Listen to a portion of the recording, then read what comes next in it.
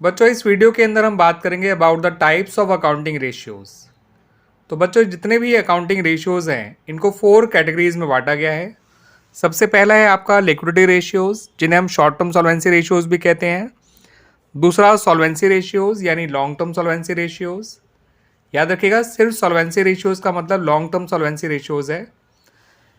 Activity ratios, जिन्हें हम अपना टर्नओवर रेशियोज और परफॉर्मेंस रेशियोज भी कहते हैं। और लास्ट है हमारा प्रॉफिटेबिलिटी रेशियोज। ठीक है बच्चों, तो जितने भी अकाउंटिंग रेशियोज हैं हमारे इन 4 कैटेगरीज में बांटे गए हैं। आइए इनमें सबसे पहले कैटेगरी के बारे में बात करते हैं, यानी लिक्विडिटी रेशियोज के बारे में, जिन्हें हम शॉर्ट टर्म सॉल्वेंसी रेशियोज भी कहते हैं। इसके अंदर हमारे 2 रेशियोज कवर्ड होते हैं बच्चों। पहला है हमारा करंट रेशियो और दूसरा है हमारा क्विक रेशियो। ठीक है बच्चों, तो आइए करंट रेशियो और क्विक रेशियो के बारे में फर्दर जानते हैं। तो बच्चों इस करंट रेशियो का फॉर्मूला होता है current assets upon current liabilities, और क्विक रेशियो का फॉर्मूला होता है quick asset upon current liabilities. तो करंट रेशियो के लिए हम अपने करंट एसेट्स को डिवाइड करते हैं करंट लायबिलिटीज से, यानी हम कह सकते हैं ये रिलेशनशिप एक्सप्रेस करता है between current assets and current liabilities.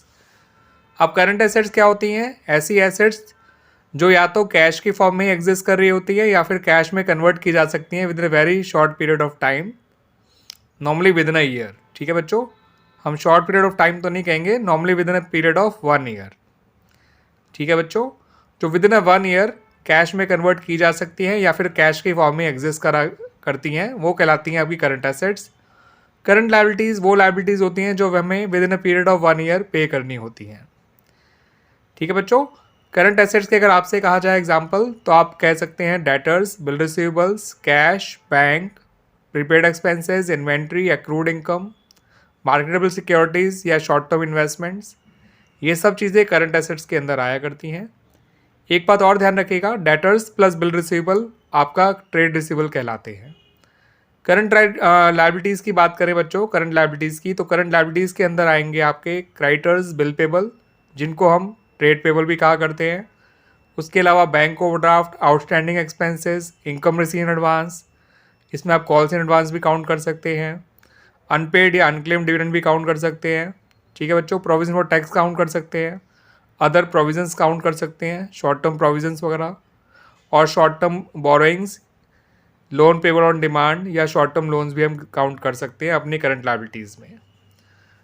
ठीक है बच्चों, अब ये जो क्विक एसेट्स होती हैं ये करंट एसेट्स में से ही चुनी जाती हैं। बस करंट एसेट्स में से हमें 3 एसेट्स को हटाना है, हमारी क्विक एसेट आ जाएंगी। वो 3 एसेट्स होती हैं आपकी इन्वेंट्री, प्रीपेड एक्सपेंस और advance tax. Actually quick assets क्या होता है, ये with in a few months जो कैश में कन्वर्ट हो सकती हैं उन्हीं का एसेट्स को काउंट करता है। यानी उन एसेट्स को जो कैश में एग्जिस्ट कर रही है कैश की फॉर्म में, या with in a period of few months 3 to 6 months he cash में कन्वर्ट हो जाए, उनको ही काउंट करता है क्विक एसेट्स। इसलिए हमें करंट एसेट्स में इन्वेंट्री को हटाना पड़ता है, बिकॉज इन्वेंट्री को थोड़ा लॉन्गर टाइम लगता है to get converted into cash. और प्रीपेड एक्सपेंसेस तो कन्वर्ट होता ही नहीं है कैश में, उसके बदले बेनिफिट ही मिला करते हैं। Same for advance tax.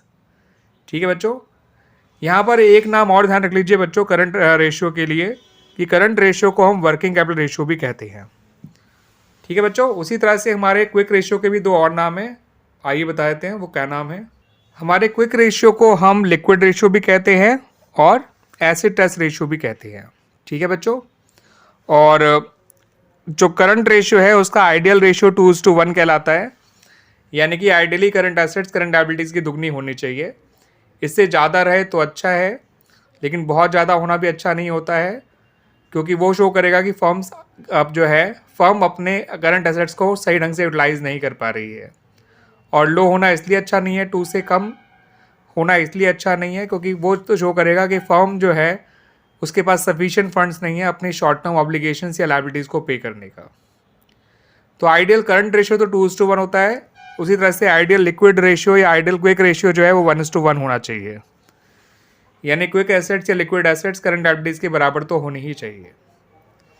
अब लिक्विड एसेट्स और क्विक एसेट बच्चों एक ही बात होती है, इस बात को भी ध्यान रख लीजिएगा।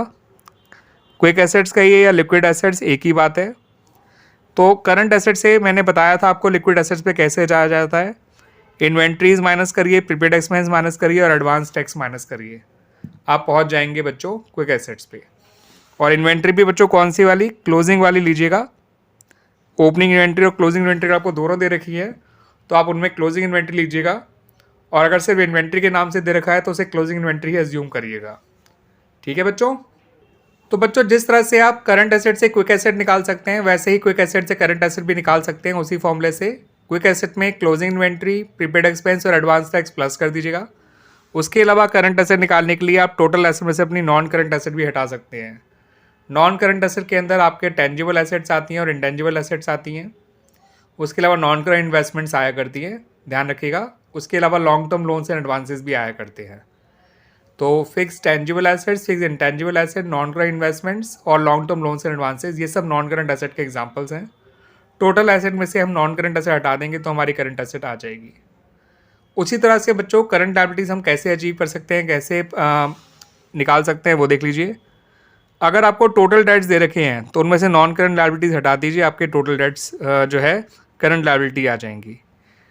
Total debts non current liability और करंट लायबिलिटी को मिला के बनते हैं।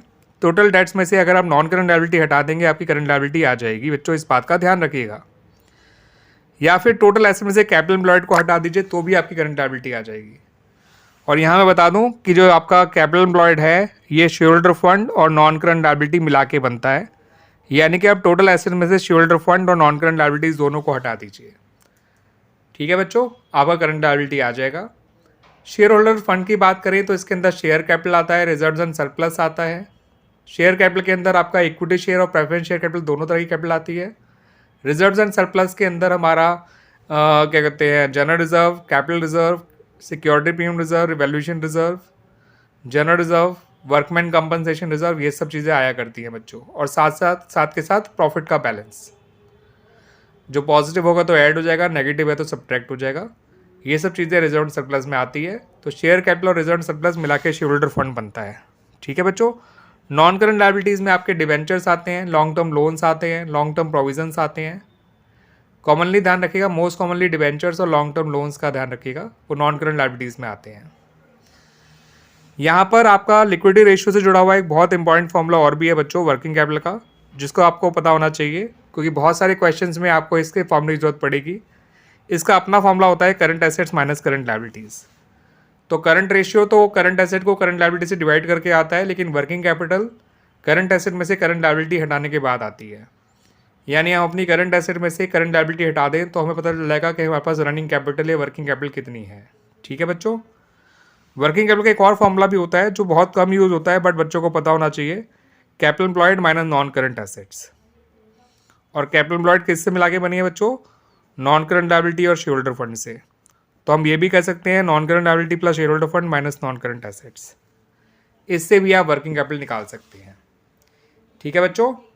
तो ये तो फॉर्मूले हो गए जो आपको लिक्विडिटी रेशियोज से जुड़े हुए मैंने बताए हैं। अब आप इससे जुड़े हुए क्वेश्चंस करिए, आपको लिक्विडिटी रेशियोज करने में, निकालने में कोई दिक्कत नहीं आएगी। बाकी मैं कुछ क्वेश्चन भी आपको सॉल्व करके दिखाऊंगा जो रिलेटेड होंगे current ratio and liquid ratio से। ठीक है बच्चों। अपनी इस प्ले लिस्ट के अंदर मैं इसको भी ऐड कर दूंगा इस वीडियो के साथ साथ, ताकि आप इन फॉर्मूलों को समझ भी सकें और इनसे जुड़े हुए क्वेश्चन करके उनको और अच्छे से अपने कंसेप्ट को और पक्का भी कर सकें। ठीक है बच्चों।